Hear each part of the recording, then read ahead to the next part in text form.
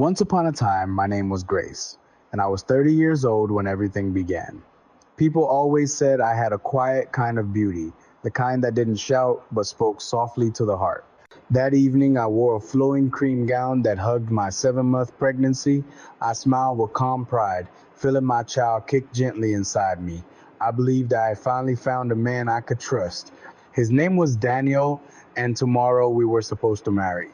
Before I continue, let me ask you, where are you watching from today? Kindly hit like, comment, and subscribe to this channel for more. My home that night was loud with excitement. Cousins running up and down the hallways and aunties frying chicken in the backyard. Laughter poured from every corner, mixed with gospel music from the old radio. I sat quietly in my childhood room, rubbing my stomach in circles while my veil hung on the door, waiting for morning. The whole compound buzzed with joy, but my heart was calm. My cousin Sandra barged in without knocking, just like she always did, chewing gum loudly. "Grace, are you just gonna sit here all night? Shouldn't you do something special for your groom?" she asked, flopping beside me on the bed. I looked at her and smiled faintly, asking like, "What, Sandra?" She rolled her eyes. "You bought him that gold wristwatch. Take it to him at the hotel tonight. Write a note, surprise him." I shook my head. "I'm tired, my legs hurt." But she pushed harder. Sandra leaned close, whispering with a sly grin. "Exactly why, it'll mean even more. Do it for love. Knock on his door, hand him the gift yourself. He'll never forget it." I hesitated, staring at her. "You think it won't feel awkward showing up unannounced?" Sandra shrugged. "Grace, tomorrow you'll be his wife. You're carrying his child. Who else should stand at his door tonight if not you?" I sighed, touched my stomach gently, then stood. "Fine," I said quietly. "I'll go, but I won't stay long." The hotel was quiet under the soft yellow glow of nightlights.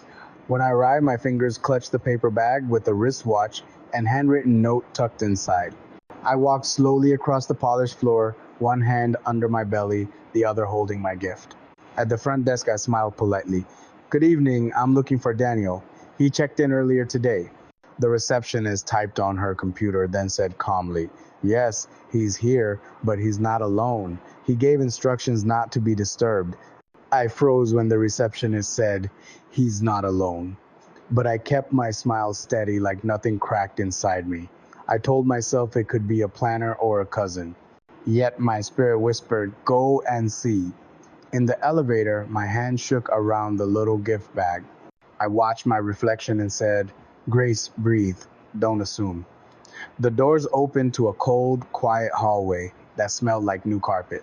I walked toward his floor, each step heavy, hope fighting fear inside my chest. Outside room 816, I heard laughter first, then a woman's hush, then Daniel's voice smooth like always.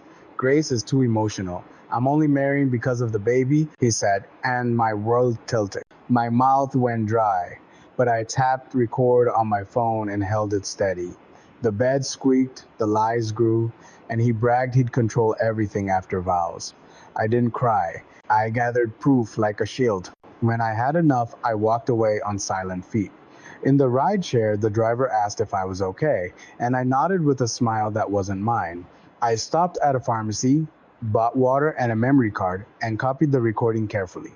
I emailed the backup to myself, then breathed slow until my hands calmed. I placed a palm on my belly and whispered, "I'll protect you. You're not a bargaining chip." Streetlights blurred past like ghosts of promises. "Daniel," I murmured, "you misjudged me. Dawn will hear the truth." By 6:18 a.m., I stood up with a calm that felt like sharp glass. I called Uncle Emmanuel, my quiet backbone, and said, "Please pull your investment from Daniel's company. No questions yet." He paused, then answered, "Consider it done." "Are you safe?" "Yes," I said.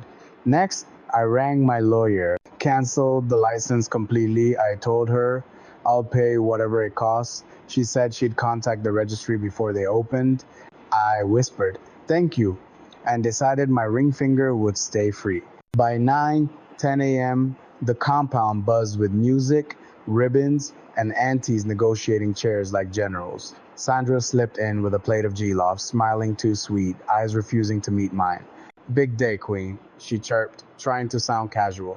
Daniel is loyal, right? I asked softly, watching her throat tighten.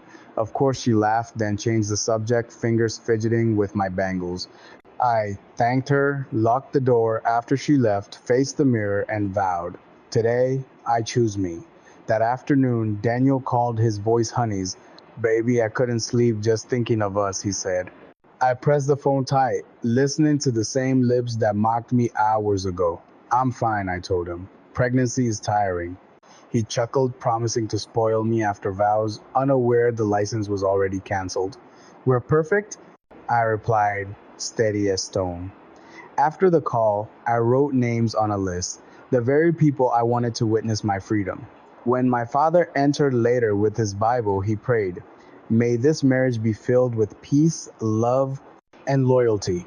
I whispered, "Amen," though inside my spirit begged, "Let the truth be louder than his lies." That night, I stared at the glowing recording on my phone, playing it again. I touched my stomach, whispering, "We will not be used." Outside, crickets sang as if mocking the silence of the house. By dawn, my gown hung ready, but I was already armed.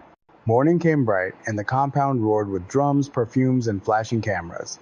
Daniel stood outside in a wine-colored suit, polished like a prince. Guests clapped his back, saying, "You pulled a smart one, brother." He grinned, shaking hands while Sandra shimmered in her gold bridesmaid dress, biting her lip when their eyes met. From my window, I watched them like actors in a play they didn't know was already ruined. I whispered to my child, "Not every bride walks into chains." In the bridal car, I held my bouquet tighter than any jewel. Hidden inside was the small Bluetooth connector linked to the church speakers. "Are you ready, my daughter?" my father asked softly. I turned to him, my face calm. "Yes, Daddy, I'm ready." The car doors opened and guests gasped. "Grace looks like a queen." The organ played as I walked in slowly, every step deliberate.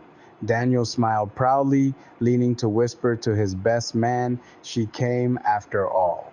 The pastor began warmly, speaking of unity, love, and loyalty. Daniel took the microphone, smiling with confidence. "Grace, from the first day I met you, I knew you were special," he declared.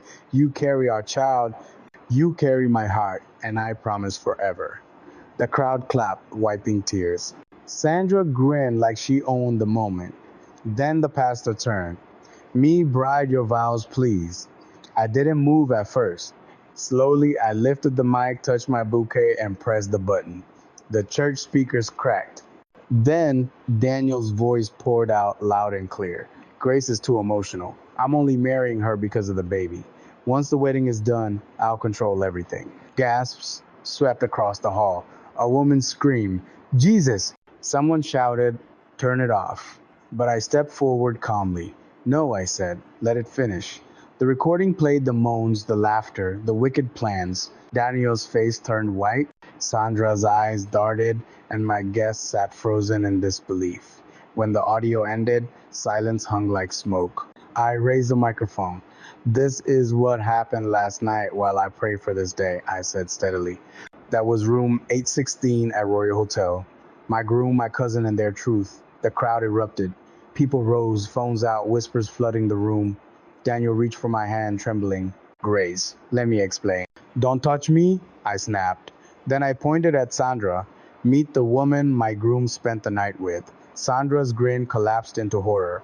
"No, Grace, please." But the murmurs drowned her voice. "Blood should protect, not betray," I said firmly. Women screamed, one fainted, and elders shook their heads in shame. My father closed his eyes, pain heavy on his shoulders. Daniel muttered, "It's not what you think," but the evidence had already broken him. With steady hands, I removed the ring from my finger and dropped it on the floor. "Today, I will not marry a liar." I turned to the choir. "Sing not for a wedding, but for freedom." Slowly, the choir rose, voices trembling at first, then strong. I walked down the aisle, veil lifted, dress trailing like a warrior's robe. Guests clapped slowly, then louder, some crying, others recording. I did not look back once. Outside, the sun touched my skin, and my baby kicked like he understood. A woman rushed close, whispering, "Are you okay, my daughter?" I answered calmly, "I will be inside." Daniel's mother confronted him. "Is it true that was your voice?" He stuttered. Mom, I didn't mean, but she slapped his shoulder. You disgraced us with a pregnant bride and her cousin. Sandra tried to sneak out, but women blocked her path. Going somewhere, they hissed. You betrayed blood and now you want to walk away, she cried. It was a mistake, they sneered. A mistake that lasted all night. Meanwhile, I told my father, I'm not finished yet. I returned to the altar, the crowd parting like waves. Daniel pleaded, Grace, please don't walk away like this. We can fix it. I faced him with ice in my eyes. Fix betrayal. Fix lies. I gave you everything and you mocked me. Turning to the crowd, I raised my voice. This isn't just my story.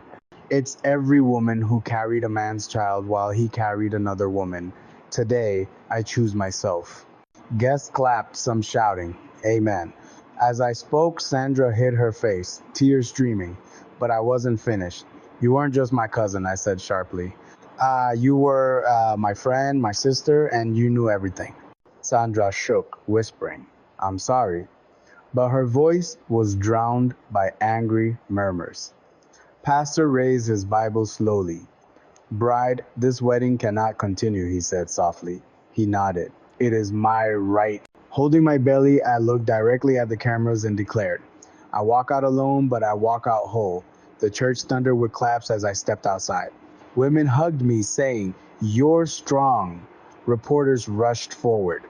Grace, will you still marry Daniel? One asked. I looked at the camera and said, I came here in a gown, but I leave in my power. Back inside, Daniel collapsed on the pew, head in his hands. His mother wept loudly. Sandra slipped out during the chaos, but her shame followed her like smoke. Outside, my father whispered, Let's go home. That evening, I sat barefoot in my room, gown folded neatly, veil crumpled on a chair. My eyes were alive, though my body was tired. Uncle Emmanuel called. I withdrew every cent from Daniel's company, he said. His accounts will freeze soon. I whispered. Thank you, he added. I'm proud of you. I ended the call and looked at the invitation pinned on my wall. Slowly, I tore it down and dropped it into the trash. My new chapter had begun. The next morning, the house was silent.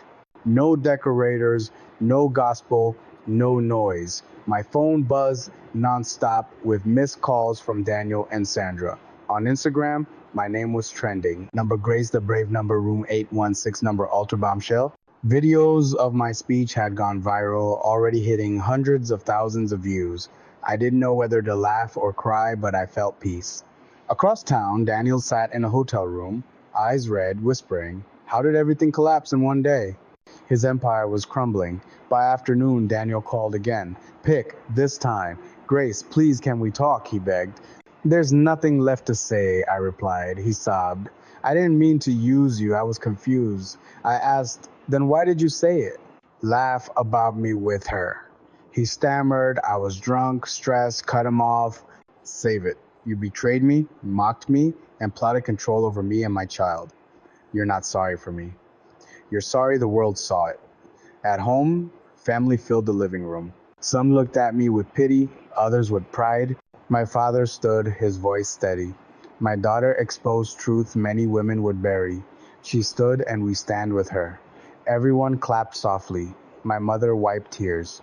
An aunt asked, Grace, what's next for you? I smiled faintly. I'll raise my child, I'll heal, and I'll never let another man like Daniel near me. They applauded louder, nodding with respect for my resolve.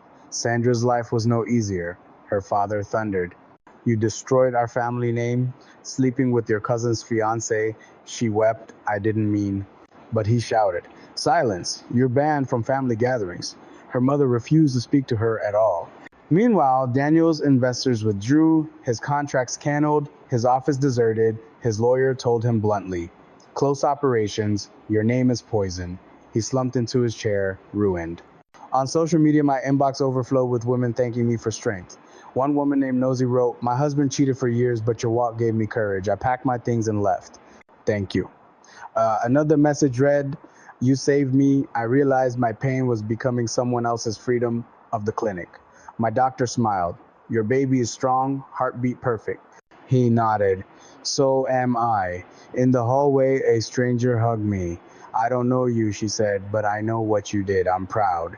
My healing deepened. I began writing not just blogs, but letters to women. I created The Bride Who Walked, a safe space for betrayed women to share and heal.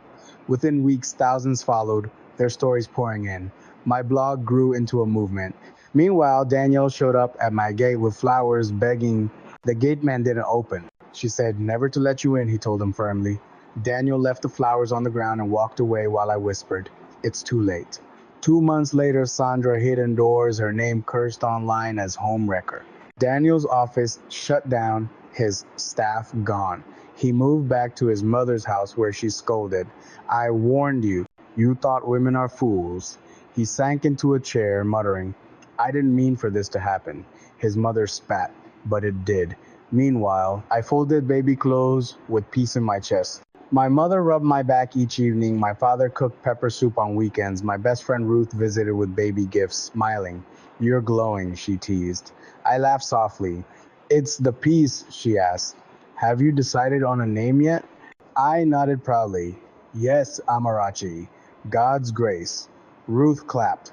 "Beautiful." One night, labor pains gripped me like fire. My parents rushed me to the hospital. The nurse urged, "Push, you're strong." Hours later, a cry filled the room. "It's a girl," the nurse announced. Tears rolled down my face. Amarachi lay in my arms. Purpose reborn. News spread quickly. Grace has given birth. People sent prayers, gifts, and even pastor wrote, "You didn't stand at the altar, but you walked into something greater. May God bless you." A week later, while nursing Amarachi, my father handed me a newspaper. The headline read, "From broken bride to bold mother." I laughed softly. "They'll get tired soon." He smiled. "Not when they're watching a queen rise." Amarachi's tiny hand clutched my finger, reminding me why everything was worth it. With support from my godfather, I opened a small office for The Bride Who Walked. White walls, 3 chairs, a banner reading, "You're not weak, you're walking away from chains." Women came daily, quiet, eyes heavy with pain. I listened, cried with them, shared my story. One young girl arrived with a baby, whispering, "I don't know where to go." I held her hand gently. "You're here now, my dear. You've come to the right place." She wept, and healing began. Soon I spoke at women's groups, halls filled with mothers, students, even fathers. I wore a blue patterned gown Amiri on my chest. I said, "I'm not here as a celebrity, but as a woman who almost gave her life to the wrong man." I walked because peace is greater than a fake marriage.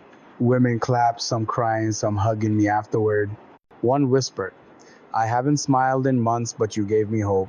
Their healing became my healing too. Daniel, meanwhile, lived in shadow. New office, new investors, new respect.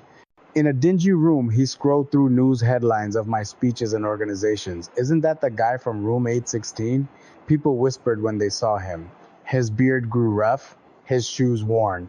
He knocked once more at my gate, empty-handed this time. I let him in, only to say one thing. He whispered, "I'm sorry." He nodded. "That I forgave you long ago, not for you, but for me." That was the last time I saw him. Months later, my blog turned into a foundation, helping women escape betrayal, abuse, and shame. Letters poured in daily, women sharing courage they found in my story. One girl wrote, "Your video saved me from ending my life."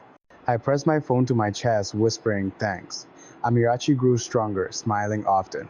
My home was filled with laughter again. Each day I chose myself, and by doing so, I chose my child. At a university conference, I stood before hundreds. "My name is Grace. I was supposed to be a wife, but I chose to be myself." The whole thundered with claps. "Walking away doesn't make you weak." I said, "It means you understand your worth." Never be afraid to leave where respect does not live. Students cheered. Mothers cried. Fathers nodded.